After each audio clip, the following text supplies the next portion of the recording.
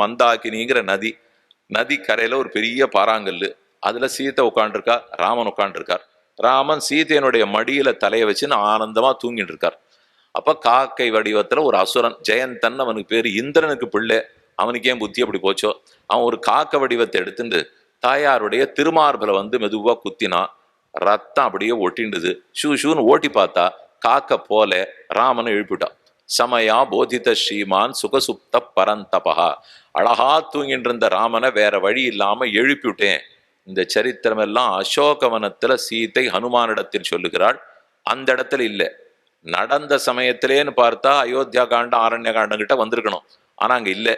இது எல்லாமே சீதா ஹனுமானிடத்தில் எனக்கு ராமனுக்கு மட்டும் தெரிஞ்ச அந்தரங்கமான சரித்திரம் சொல்றேன், அதுதான் நீ என்னை பார்த்ததற்கு அடையாளம்னு ராமனிடத்துல போய் சொல்லு அப்படின்னு காக்காசர் விற்த்தாந்தம் சொல்லி கொண்டிருக்கிறாள்.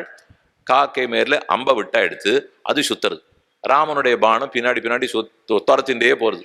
சுவாமி வேதாந்த தேசிகன் அபயப்பிரதான சாரம்னு ஒரு நூல் எழுதினார். அதுல விசாரித்துக் கொள்ளுகிறார், ராமபாணம்ங்கிறது விட்டா கொல்லாதா, இது என்ன நம்ம பானமாட்டம் இருக்கு, அவன் ஒவ்வொரு வீடா போய் தட்டுவானா, ஒருத்தரும் திறக்க மாட்டாளாம், இந்த பானம் உடனே துரத்துமா, இப்படியா மெதுவா ராமபானம் போகும். கடைசியில் அது ஒண்ணுமே பண்ணல. காக்காசுரன் திரும்ப வந்து ராமனுடைய திருவடியில் விழுந்துட்டான். அது வந்து தகைச்சு நிற்கிறது. ராமா நான் என்ன பண்ணணும், அம்ப விட்டுட்டே அவனானா உன் காலில் விழுந்திருக்கா, கொல்லலாமா கூடாதான்னால் கூடாது. வதாரகம் அப்படி காக்குஸ்தா கிருபையா பர்யபாலயத் தச்சிரஹா பாதையோஸ்தஸ்ய யோஜயாமாச ஜானகின்னு ஸ்லோகம். வந்து விழுந்த காக்கையசுரன் தன்னுடைய கால் ராமன் திருவடியில் படுகிறாப்புல விழுந்துட்டான். அதனுடைய தலையை தொட்டு சீதா மாதா திருப்பி அதன் தலை ராமனுடைய திருவடியில படுறாப்புல வச்சா ராமன் ரட்சித்து விட்டார். அவராவா ரட்சித்தார். சீதை இத்தனையும் பண்ணி கொடுத்த பிற்பாடு ராமன் ரட்சித்தார்.